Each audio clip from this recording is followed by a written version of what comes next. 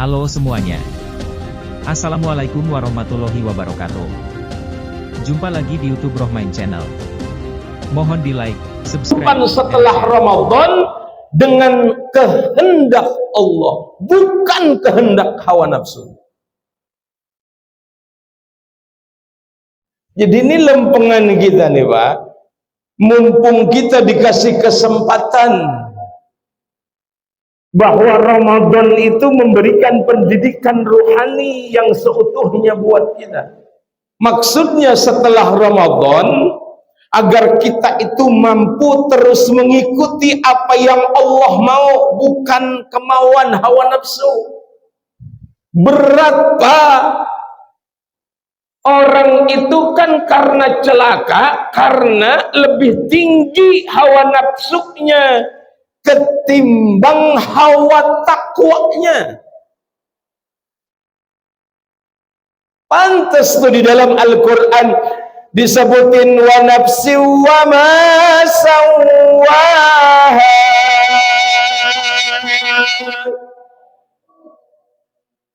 fa alhamaha fujuraha wa taqwaha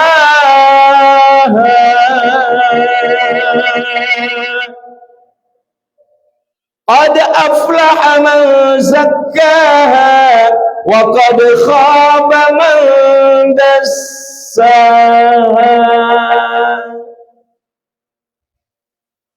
Lemes amat sih Pak, ya udah mangap-mangap. Itu urusan nafsu mah berabe kan Pak. Al-Quran udah ngomong tuh, kalau urusan nafsu kita itu, nafsu itu Pak tuh. Nih Pak, nih kalau bicara nafsu nih Pak, ternyata kita itu di diri kita nih Pak nih, itu Al-Quran udah nyebut tuh fujuraha wa taqwaha. Kata fujur itu lebih dulu disebutin ketimbang kata takwa. Artinya dalam diri kita tuh lebih cenderung ingin melakukan keburukan ketimbang kebaikan. Benar apa benar? Benar apa benar? Jadi kita tuh kalau kagak terus ngebersihin kita punya hawa nafsu, yang dua potensi ini ada di dalam diri kita, Ramadan itu ngajarin biar pujurnya belakang, takwanya di depan. Kudunya begitu.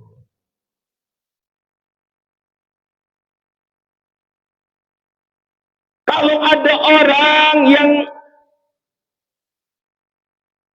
kita lihat nih orang nih, ini orang romannya puasa kagak, membayang kagak, belum tentu itu takwanya kagak naik, belum tentu Pak, belum tentu. Makanya kita nggak boleh kalau ngelihat orang yang romannya jauh dari urusan agama, kita berpaling sama dia, nggak boleh sebenarnya. Karena bisa jadi Pak, ada kekuatan hidayah yang masuk di dalam hatinya, naik urusan takwanya, ditekan urusan pujurnya. Naik urusan kebaikannya, ditahan urusan keburukannya. Bisa jadi. Saya punya anak murid Pak, dia itu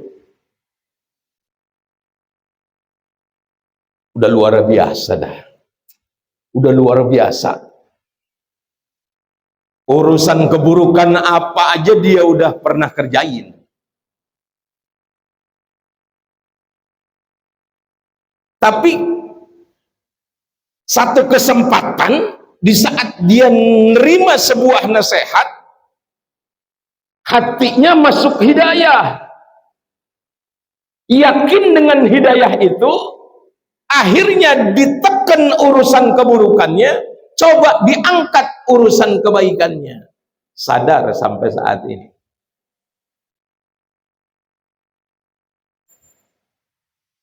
Ngomong-ngomong, Bapak paham nggak omongan saya ini? Tahu. Paham apa kagak, Pak? Kayaknya kalau manggut-manggut mah paham dah. Jadi begini dah biar gampangnya. Kalau puasa itu ngelatih, bukan ngilangin nafsu, Pak. Nafsu nggak bakalan bisa dihilangin.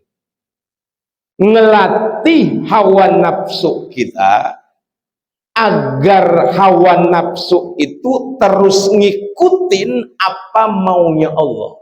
Itu yang benar. Jangan sampai liar, Pak.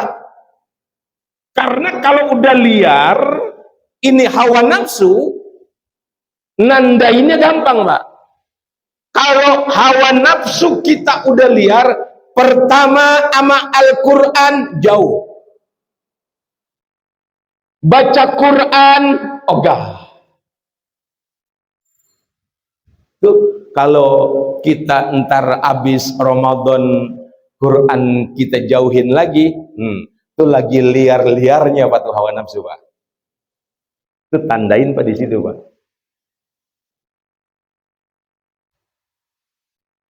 Sekarang nih kita juga payah sih buat neken hawa nafsu. Payah apa kagak? Payah, Pak. Ini kalau romannya nih, Pak, kalau Lailatul Qadar itu di dalam Al-Quran jadi perkara wajib yang kudu kita dapetin di saat kita puasa Ramadan, Pak, puasa kita semuanya kagak ada yang diterima. Yakin kagak ada yang diterima?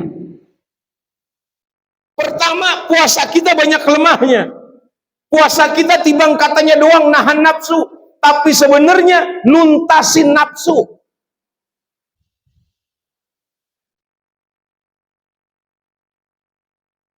Saya galak amat ngomong ini ya.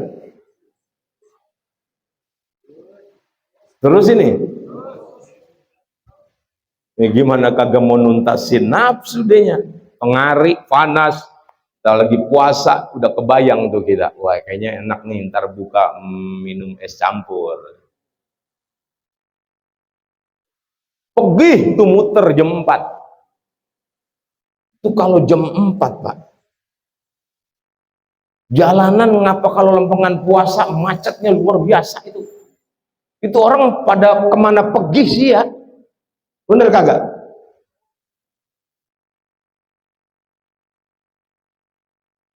Iya, makanya saya tuh kalau yang repotnya Ramadan ini rada repot. Karena jadwal di daerah selatan itu rada banyak, di Hotel Bidakara, di Adikarya, segala macam. Itu, Pak, saya berangkat jam 4 aja, Pak. Padahal tugas saya sampai Isya, sampai di tempat Isya. Itu sampai di tempat, Pak, habis azan. Padahal jam 4 kita dari sini. Saya sampai bingung nih orang pada kemana pergi sih? Ajak ijik. Mungkin kita mau pergi, kita sampai ngomel dewek-dewek gitu. Sebab kesono macet, kemari macet. Jam 4 tuh berugul tuh orang. Kalau kata apa namanya? Kata kita apa tuh kalau nyari buka? Ngabuburit. Pakai lagu-laguan ngabuburit. Bener kagak? Iya tuh Pak, pergi cari tuh es campur, bedug, bunyi, itu yang kita cecer karena emang yang kita pengen dari habis johor. Bener kagak? Bener kagak? Kita embat apa kagak tuh es campur? Kita embat kagak tuh es campur? Loh, kita embat lempengan itu karena emang kita cecer dari habis johor. Ngancam tuh kira-kira nahan nafsu apa nuntasi nafsu? Payah Pak puasa kita tuh. sebenarnya payah. Taraweh enak banget, taraweh. Taraweh kan enak banget. Taraweh kan sholat malam yang dimajuin. Makanya orang puasa kudu taraweh gitu. Ini mau taraweh hitung-hitungan. Wah iya nih malam ke besok rumahnya imam rada lama kagak dah. Malam besok aja nih imamnya Ustaz Anu cepet banget pergi. Ada di sini orang begitu.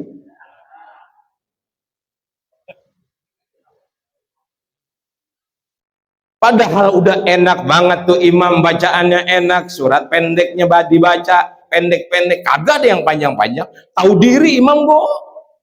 Bapak kagak resep kalau kebanyakan sembahyang. Bener apa bener? Gak tahu diri imam ge. Emang dipikir kagak bisa baca ayat yang lain? Imam paling jago apa mau ayat mana dibaca ge. Cuman mikirin makmum. Jangan gara-gara imam lama itu makmum nguret-nguret mulu. Dari make sendal keluar masjid sampai rumahnya tuh imam menjadi bahas. Sampai ujung-ujungnya ngomong begini, besok gua mau ngomong sama DKM. Imam begitu mau jangan dipakai dah, jangan dipakai dah. Ada yang di sini begitu, ada.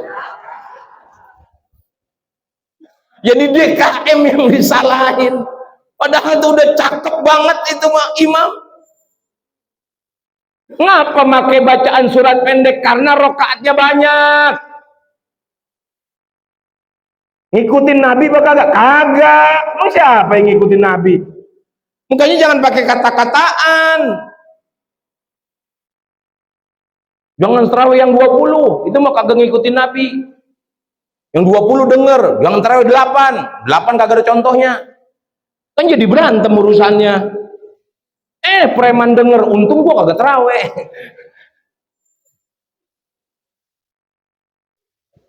Kalau mau ngikutin tarawihnya Nabi mah luar biasa, Pak. Emang satu rakaat pun Nabi bisa baca Fatihah. Itu bacanya 200 ayat. Berarti kan kalau 20 rakaat 4.000 ayat dibaca satu malam. Di sini mau tarawih begitu.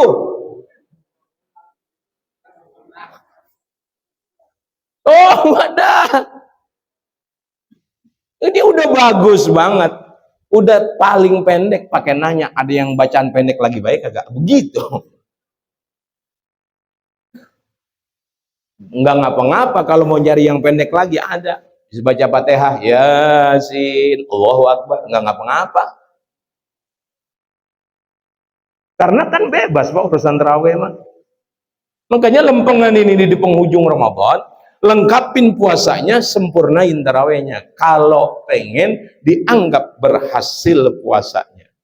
Insya kesedihan kita di saat akan ditinggal Ramadan bukan karena Ramadannya itu telah pergi, bukan kita roman-romannya kurang mengambil kesempatan di saat ada di Ramadan. Boleh ngejar khatam mah boleh. Bagus. Cumanan kudunya sekali-kali itu masuk Ramadan cari kesempatan diri. Buat ngapain? Buat bisa mahamin ayat-ayat Al-Quran. Kudunya begitu tuh dari kemarin. Ngejar hatam cakep, tapi lebih cakep lagi kalau ayat demi ayat kita jadikan cermin di dalam hidup kita. Karena Al-Quran itu kan cermin, Pak. Buat kita ngaca. Kalau romannya hidup kita udah jauh dari Al-Quran, kerjain tuh, tinggalin tuh. Tapi kalau lempeng sama yang Al-Quran bilangin, terusin. Begitu maksud cerminnya. Makanya kan ngeri, Pak. Makanya nandain tuh kalau besok setelah Ramadan kita terus jauh lagi dengan Al-Quran. Tuh tandain tuh, Pak. Tandain, Pak. Bab orang maka udah jauh dari Al-Quran, wa may ya'shu an dzikrir rahman nuqayyid lahu syaitanan fa huwa lahu qarin. Orang maka yang namanya udah jauh dari Al-Quran tuh, Pak, temennya kagak ada lagi kecuali setan. Makanya kalau ada laki kita, Bu, kagak resep baca Quran, berarti laki kita setan. Bini juga begitu. Bini kagak resep baca Quran, berarti bini kita setan. Lebih banyak di laki apa di bini? Ayo dah, setan lebih banyak di laki apa di bini?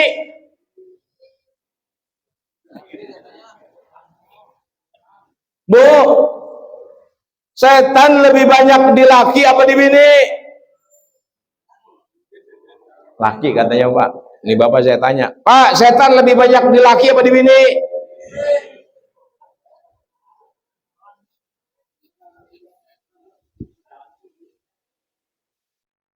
Setan mah lebih banyak di bini.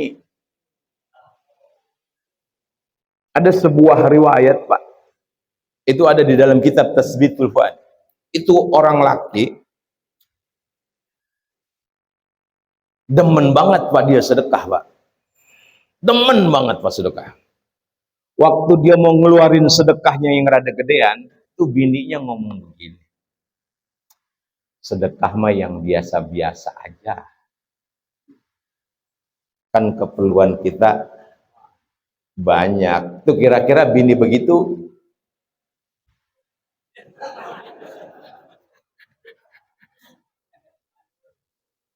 kira-kira kalau bini begitu ngomong, Bapak nurut apa kagak, Pak?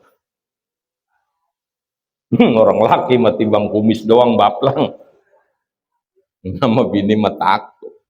Bener ya? Bener apa bener? Kadang kan jadi orang laki timbang jereget di luar doangan. Centong jatuh gue yang geget.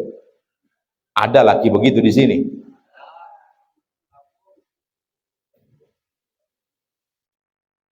Orang laki mah bukan takut sama bini, bukan. Tapi dia ngormatin perjuangan istri. Betul ya, Pak? Kayaknya jadi bini jangan kebangetan banyak curiga sama laki.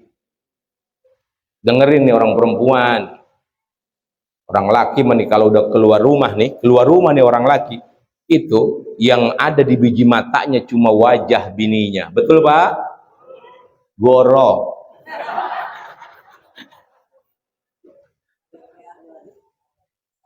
Orang laki makan kadang-kadang naik dikit kok ngagulnya gede. Makanya laki begitu juga kan gara-gara bini. Bener ya, Pak? Makanya jadi bini mah kalau sama laki tuh sempurna ikhlas, tuh kata Ustadz tadi, sempurna ikhlas. Maksudnya sempurna ngelayaninnya, ikhlas kalau dibutuhinnya. Jadi bini mah itu doang kuncinya. Laki nggak bakalan pergi. Kadang kita ngopi aja gue ribet. Nah, ngopi nih baru sekali doang mau nambah, habis, Pak, kita digentak-gentak. Ngopi mulu, Bang, begitu. Ada bini begitu, ada. Pantes orang laki banyak yang ngopi di luar. Kalau di luar mah ngopi baru setengah juga tukang kopi udah nyamperin lagi baik. Bang, mau nambah lagi kagak kopinya, begitu. Kira-kira nih kalau kita ngopi di rumah, kopi kita baru setengah, bini kita ngomong begitu apa kagak? Ya sampai kiamat kagak nemuin bini begitu. Lagi lempengan lebaran begini nih, Pak, jangan coba-coba, Pak, Bapak belum ngasih buat urusan lebaran, habis, Pak, Bapak diunyeng-unyeng. Ada orang Jawa ngomong begini, Kiai mah enak, katanya orang Betawi kagak kemana-mana, begitu dia ngomong. Saya mah dapat THR, gue dapat tabungan yang saya kumpulin, habis buat ongkos. Ongkos mahal banget, Pak, sekarang. Bener ya? Itu naik bis yang biasanya 300, 400, sekarang sampai 1 juta lebih. Enak, orang Betawi mah nggak kemana-mana. Saya bilang, situ ngomong jangan sembarangan. Saya ini orang Betawi malah lebih gede urusannya, bilang begitu. Emang kagak geget saya kalau udah mau masuk Ramadan, saya ngomong gitu. Bener gak? Bener kagak? Belum geget Pak, kita seminggu mau masuk puasa, geget. Gegetnya ngapa? Kan kalau Ramadan mah kudunya tuh urusan konsumsi pembiayaan hidup lebih kecil. Kudunya kan begitu kita. Ini ngapa? Masuk Ramadan malah tambah gede. Bener kagak? Saya nih orang Betawi, saya bilang emang enak kata situ, saya kagak kemana-mana. Cumanan saudara saya banyak. Saya kudu mikirin tentengan baba gede saya. Bener kagak begitu? Kudu mikirin kanan, atas, bawah. Belum lagi ponakan. Ponakan ada 30. Lah ponakan kalau ke rumah kita kagak bagi duit. Lah ngancem dia. Jangan ke rumah baba ono. Baba ono mah pelit. Begitu. Sama aja urusannya. Makanya lebaran mah ada kagak ada, nikmatin aja. Ntar gue lewat. Bener. Jangan maksain mau ngadain yang emang kagak bisa kita adain. Gitu. Coba dah Bapak pikir Pak. Bapak pikir Pak. Zaman dulu nih Pak. Lebaran tibang nenteng rantang doangan. Punya anak 4. Kita bawa renteng 4 tingkat. Bawa kita ke rumah bapak kita. Mana jalan dulu mah, iya kan? Emang ada kendaraan kayak sekarang? Sampai di rumah bapak kita, anak kita lapar. Itu emang rantang atas isinya nasi, bawahnya sayur, bawahnya lagi daging. Itu rantang kita buka, dimakan bapak kita kagak, yang makan anak-anak kita juga. Enak aja Pak lebaran, ketemu aja bener. Jangan pakai bikin ribet urusan lebaran. Bener Pak, bener. Karena bukan lebarannya yang penting, tapi gimana agar masuk Syawal itu kita terus mempertahankan keistiqomahan kita urusan ibadah di saat Ramadan. Insya amin ya rabbal alamin. Makanya harapan kita nih sisa 2 malam ini ambil uber tuh kesempatan keistimewaan Ramadan di akhir-akhir ini. Karena kata Imam Ghazali di dalam kitab I'anah itu nyebutin kalau awwalu Ramadan fi yaumil ahadi, kita kemarin mulai hari Minggu ya, Sabtu, fi yaumil ahadi ay fi yaumis sabti, itu kata Imam Ghazali nih, itu Lailatul Qadarnya jatuh di tanggal Tis'ah wa Ishrin, tanggal 29. 29 udah lihat Bang? Semalam ya? Ya ketinggalan lagi baik. Ya nunjukinnya sih telat ini ya. Tapi kalau menurut Ibnu Abbas, Lailatul Qadar itu yang paling terkenal itu kalau ditafsirin di surah Al-Qadar, itu kan surah Al-Qadar ayatnya ada 5 ayat. Bener gak? Bener kagak? Itu ada 5 ayat. 5 ayat berarti di malam-malam ganjil. Cumanan kata Ibnu Abbas yang paling terkenal, makanya sampai sekarang orang Mekah itu terus bertahan. Kalau Lailatul Qadar itu jatuh di tanggal itu, Lailatul Qadar menurut Ibnu Abbas jatuhnya di tanggal 27. Kalau menurut tafsirnya Ibnu Abbas di dalam surah Al-Qadar 27, dari mana tuh tafsirannya? Pertama, bahwa Lailatul Qadar itu katanya ada berapa tuh? Hurufnya ada berapa tuh? Lailatul, lam, ya, lam, ta, alif, lam, qaf, dal, ro, ada 9. 9 ya. Ada 9 huruf. Di surah Al-Qadar, Lailatul Qadarnya disebut 3 kali. 9 kali 3, 27. Itu menurut Ibnu Abbas nih. Terus juga Ibnu Abbas nafsirin untuk surah Al-Qadar. Dari surah Al-Qadar itu ada 30 kata. Inna 1, anzalnahu 2, terus ada 30 kata tuh kalau dihitung. Ada kalimat terakhir hiya itu di kalimat ke-27. Hiyanya itu maksudnya Lailatul Qadar. Jadi tafsir Ibnu Abbas ini bukannya cocok logi, bukan. Ini tafsirnya Ibnu Abbas dipakai nih sampai sekarang sama orang-orang Mekah, orang-orang Madinah. Makanya kalau tanggal 27 itu ramenya luar biasa. Sampai-sampai ngelewatin orang kayak berangkat haji. 7-8 juta orang tuh ada tuh kok tanggal 27. Sisanya nih kalau malam-malam kayak gini udah sepi lagi baik. Ya cuman udah pada ketinggalan ini. Tapi ingat dah buat tahun depan insya Allah jaga tuh malam-malam terakhir. Cuman sisa 2 malam ini ambil kesempatan Pak. Iktikaf Pak, walaupun cuma 1-2 jam. Iktikaf itu muksun maksusun li syakhsin maksusin biniyatin maksuso. Jadi iktikaf itu diam di tempat tertentu, orang tertentu, waktu tertentu, niat tertentu. Jadi iktikaf itu wajibnya, bukan wajibnya. Jadi rukunnya iktikaf itu harus di masjid. Kenapa harus di masjid? Karena berawal dari peristiwanya Nabi Ibrahim setelah bangun Ka'bah. Nabi Ibrahim setelah bangun Ka'bah itu Allah ngomongnya begini. Ada di Al-Qur'an nyebutnya lit-ta'ifina wal 'akifina wa ruk'a'is sujud. Itu kan 3 fungsi masjid, buat orang tawaf, buat orang iktikaf, buat orang sujud. Ini buat masjid yang di Mekah. Jadi orang yang iktikaf itu rukunnya ada di masjid. Jadi sahnya orang iktikaf kudu di masjid, begitu. 1-2 jam niatin iktikaf Pak. Iktikaf itu fokus, kagak meleng. Fokusnya apa? Fokus sama Allah, ngomong apa adanya. Ya Allah, saya ini belum punya duit, mau lebaran. Ngomong aja Pak. Insya Allah dah. Ini siapa yang mau bagi?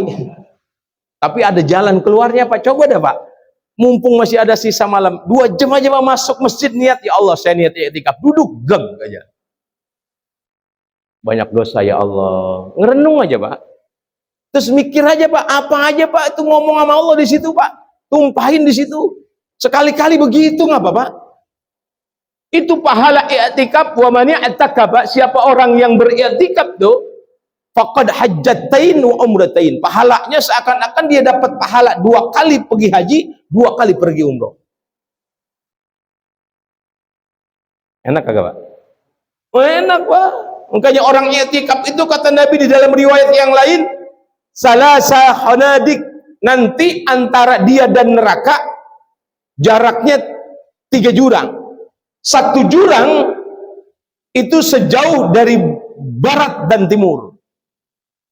Berarti kan jauh tuh Pak. Orang yang rajin i'tikaf artinya pahalanya bakal dijauhkan dari siksa nerakanya. Termasuk juga dapat pahala yang begitu luar biasa. Sehingga sisa Ramadan ini 2 malam ini jangan ninggalin diri buat jauh dari masjid. Ambil kesempatan, raih keberkahan Ramadan di dalamnya. Insya Allah, amin ya rabbal alamin. Jam 6 lewat, mudah-mudahan insya Allah kita termasuk orang-orang yang terus diistiqomahkan oleh Allah setelah Ramadan meninggalkan kita untuk terus bertambah taat, cinta, istiqamah kita di dalam ibadah kepada Allah Subhanahu wa taala. Amin ya rabbal alamin. Sekiranya ini yang dapat saya sampaikan.